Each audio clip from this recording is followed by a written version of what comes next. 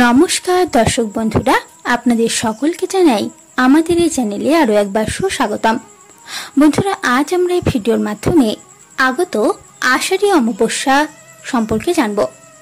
এবছরের আষাঢ়ী অমাবস্যা কবে পড়ছে, তার দিনক্ষণ শুভ সময় কি রয়েছে, এই আষাঢ়ী অমাবস্যায় হিন্দু শাস্ত্রে তার কি মাহাত্ম্য রয়েছে, এই দিন কি কি কাজ করবেন, কি কি করবেন না, এবং কোন কাজের মাধ্যমে সৌভাগ্য দ্বার উন্মুক্ত হবে, পিতৃপুরুষ আপনার প্রতি প্রসন্ন হবে, তার সমস্ত খুঁটিনাটি তথ্য সম্পর্কে জানব। আশা করছি আজকের এই তথ্য আপনাদের ভালো লাগবে। বন্ধুরা, সনাতনী হিন্দু ধর্মের বিশ্বাসীদের কাছে এই আষাঢ়ী অমাবস্যা খুবই গুরুত্বপূর্ণ ও পুণ্যদায়ী একটি তিথি। এই দিনে বিশেষ কিছু রীতিনীতি পালনীয়। বলা হয়, এই আচার আচরণগুলি পালন করলে জীবনে ধন সম্পদ, শ্রী ও সৌভাগ্যের বর্ষণ কোনোদিন বন্ধ হয় না। জ্যোতিষবিদদের মতে বর্ষা ঋতুতে অম্বুবাচী ও রথযাত্রার মতোই সমান গুরুত্বপূর্ণ এই আষাঢ় অমাবস্যা। এবং এবছরের এই আষাঢ় অমাবস্যা পড়ছে আগামী 5 জুলাই শুক্রবার। সেদিন ভোর 4:57 শুরু হবে অমাবস্যা তিথি এবং যা থাকবে পরের দিন শনিবার 6 জুলাই 2024 ভোর 4:26 পর্যন্ত। সনাতনী মতে আষাঢ় অমাবস্যা খুবই গুরুত্বপূর্ণ, তাই এই দিনে বিশেষ কিছু রীতিনীতি পালনীয়। বলা হয়, এই আচার আচরণগুলি পালন করলে জীবনে ধন সম্পদ, শ্রী ও সৌভাগ্যের বর্ষণ কোনোদিন বন্ধ হয় না। এই তিথিতে খুব ভোরে ব্রহ্মা মুহূর্তে স্নান করা অত্যন্তই পুণ্যদায়ী। অমাবস্যা এবং পূর্ণিমা তিথিতে স্নান ও দানের কিন্তু বিশেষ মাহাত্ম্য রয়েছে এবং এই আষাঢ়ী অমাবস্যা তিথিতে যে কোনো পবিত্র নদীতে যদি পারেন স্নান করবেন, এবং যদি তা সম্ভব না হয় সেক্ষেত্রে বাড়ির স্নানের জলে কিছুটা গঙ্গা জল মিশিয়ে সেই জল দিয়ে স্নান করবেন এবং সেই জলে কিছুটা কালো তেল মিশিয়ে নিতে পারেন। তারপর সূর্যদেবকে পুষ্পার্ঘ্য নিবেদন করবেন।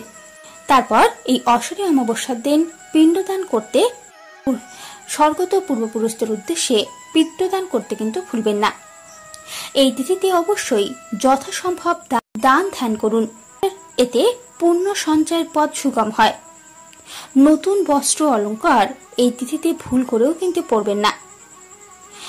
এছাড়াও এই অমাবস্যায় কোনো শুভ কাজ করা নিষিদ্ধ।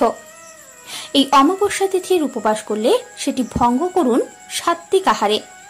এই দিন নিরামিষ খাবার খাবেন, ভুল করেও মাছ, মাংস, কোনো অ্যালকোহল বা ধূমপান ইত্যাদির সেবন করবেন না।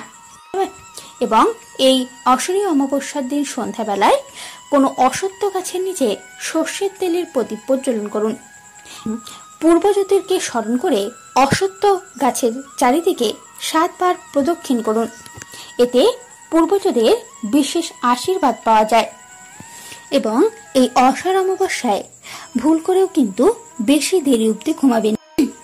এই দিন চেষ্টা করবেন ঘুম থেকে তাড়াতাড়ি ওঠার। প্রচলিত বিশ্বাস, এই তিথিতে বেলা পর্যন্ত ঘুমালে জীবনের নেগেটিভ শক্তি প্রভাবিত হয়। এছাড়াও অমাবস্যা তিথিতে পূর্বপুরুষদের স্মৃতি তর্পণ করতে কিন্তু ভুলবেন না। এই তিথিতে তাদেরকে রুষ্ট করবেন না। এছাড়াও এই অমাবস্যার দিনে কোনো শুভ কাজ যেমন বিয়ে, অন্নপ্রাশন, গৃহপ্রবেশ, সাতভক্ষণের মতো শুভ অনুষ্ঠান তিথির আয়োজন করবেন না। এবং চাল, ডাল, আটার মতো খাদ্যশস্য আষাঢ় অমাবস্যায় কিনবেন না। মনে করা হয় এই দিন এই শস্য কিনলে জীবনে নেগেটিভিটি আসে, সাফল্যের পথে বাধা সৃষ্টি করে।